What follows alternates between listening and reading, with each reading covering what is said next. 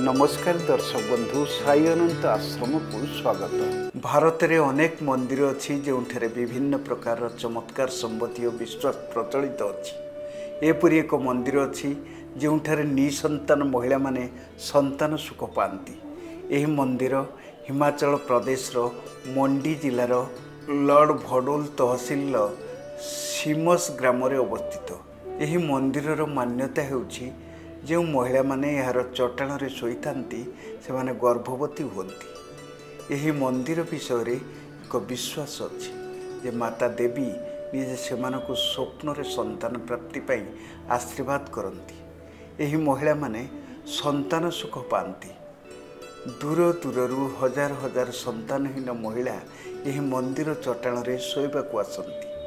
हिमाचलर सीमस ग्राम रे अवस्थित ए मंदिर संतानदात्री भाव में जनाशुना। नवरात्र रे एठारे सलिंदरा पर्व पालन करा जाए जार अर्थ स्वप्न आसीबा। एही समय रे निसंतान महिला माने मंदिर चट्टाण रे दिन राति शोईथंती। कहा जाए जे यह करबा द्वारा से यथाशीघ्र गर्भवती होती।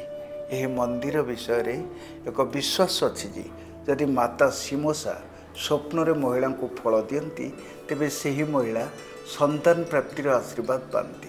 केवल एतिक नुहे फल देखि पुओ किंबा झील हो बोली मध्य जना पड़ी थाए।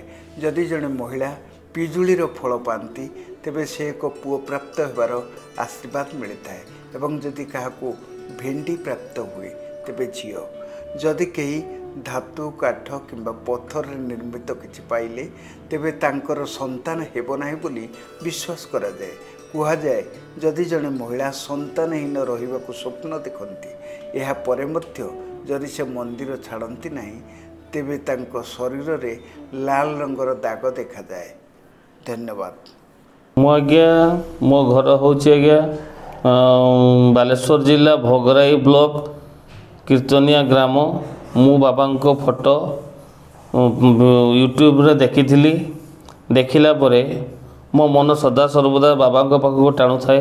बाबा सहित केमती भेटिबी एवं दिन आसिला बाबा पाखरे आसी पहुँचली एवं बाबा पाखरे आसी पहुँची बिना असुविधार सबु सुविधा क्रम बाबा दर्शन पाइली एवं बाबा मो मनर कथा मो कहवा पूर्व से निजे भी कहीदेले सब कथा एवं संपूर्ण कथा कही सारा परे से मते आशीर्वाद कले तो रास्तार चाल तो बाट आउ टिके बतई देवी तो काम सब सदा सर्वदा सचोट रहिबो तो काम सदा सर्वदा भल रहिबो।